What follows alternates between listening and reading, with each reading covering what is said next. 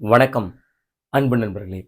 சற்று முன்பு அந்த சோகமான செய்தி ஒட்டுமொத்த திரையுலகத்தை மட்டுமில்லாம அரசியல் களத்தை, தமிழக மக்களை எல்லாரையுமே சோகத்துல ஆழ்த்தியிருக்கு. கேப்டன் அப்படின்னு ரசிகர்களால, தமிழ் மக்களால, அவர்களுடைய தொண்டர்களால செல்லமாக அழைக்கப்படக்கூடிய விஜயகாந்த் இன்றைக்கு உடல்நலக் குறைவால சென்னை மியாட் மருத்துவமனையில உயிரிழந்திருக்கிறார். அவருடைய இறப்பை அதிகாரப்பூர்வமாக மருத்துவமனை நிர்வாகமும் அறிவிச்சிருக்கு. கடந்த சில ஆண்டுகளாகவே கேப்டன் உடலுக்கு என்ன ஆச்சு அப்படின்னு அவருடைய தொண்டர்கள்லாம் கலங்கி போயிருந்தாங்க. காரணம் என்னன்னா, கொடுத்து கொடுத்து சிவந்த கரங்கள் எம்ஜிஆருடைய கரங்கள். அந்த எம்ஜிஆருக்கு பின்பு கருப்பு எம்ஜிஆர் அப்படின்னு அழைக்கப்பட்டவர் விஜயகாந்த். கேப்டன் அவருடைய தொண்டர்கள் அழைத்தாலும் அவருடைய இறப்புக்கு 2 தினங்களுக்கு முன்பாக கூட போண்டாமணி குடும்பத்துக்கு கூட அவருடைய பெயர்ல நிவாரண நிதியை கொண்டு போய் அவருடைய குடும்பத்தினர் சார்பில் இன்னொரு நடிகர் கொடுத்திருந்தார். அந்த அளவிற்கு எல்லோருக்கும் இறங்கக்கூடியவர் விஜயகாந்த். அரசியல் களத்திலையும் ஒரு எதிர்கட்சி தலைவர் வரை ஒரு உயர்வான பதவிக்கு வந்தார். அவர் எதிர்கட்சி தலைவராக இருந்த காலகட்டத்தில் திமுக எதிர்கட்சிங்கிற அந்தஸ்தையே இழந்திருந்தது.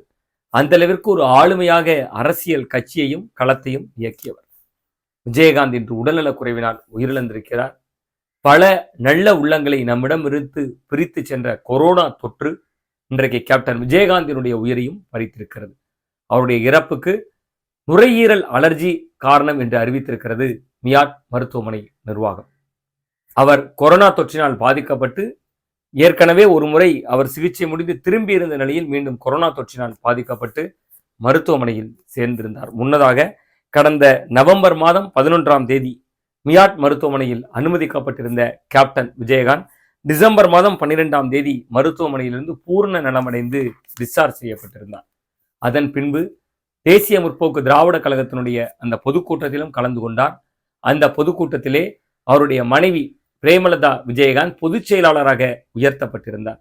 அந்த கூட்டத்திலே விஜயகாந்த் கையெடுத்து தன்னுடைய ரசிகர்களை நோக்கி கை நோக்கி தலை தூக்கி வணங்கிய போதே சரிந்து விழுந்த காட்சிகள் எல்லாம் அனைவரையுமே சோகத்தின் விளிம்பிலே ஆழ்த்தியிருந்தது. இந்த நிலையில்தான் மீண்டும் அவர் ஒரு கொரோனா தொற்றினால் பாதிக்கப்பட்டு மியாட் மருத்துவமனையில் சேர்க்கப்பட்டிருந்தார்.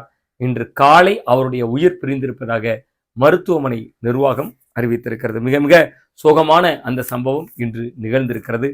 தேசிய முற்போக்கு திராவிட கழகத்தினுடைய தலைமை அலுவலகத்திலே கட்சியினுடைய கொடி அரைக்கம்பத்தில் பறக்க விடப்பட்டிருக்கிறது.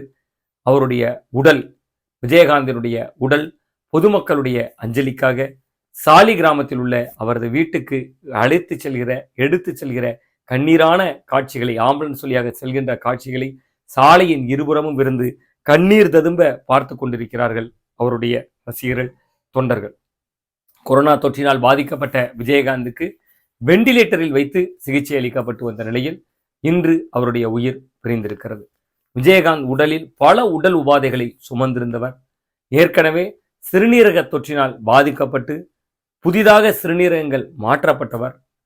சர்க்கரை நோய் அளவுக்கு அதிகமாக எகிரியதன் காரணமாக அவருடைய காலின் கட்டை விரல் அகற்றப்பட்டவர். கடந்த சில ஆண்டுகளாகவே மிகுந்த உடல் சுகவீனங்களோடு போராடி கொண்டிருந்தார்.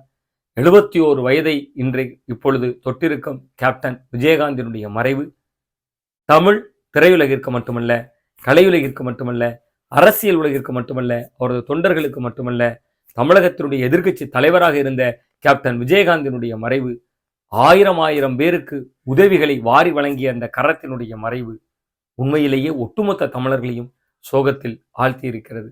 இந்த சோக நிகழ்வோடு விடைபெறுகிறோம்.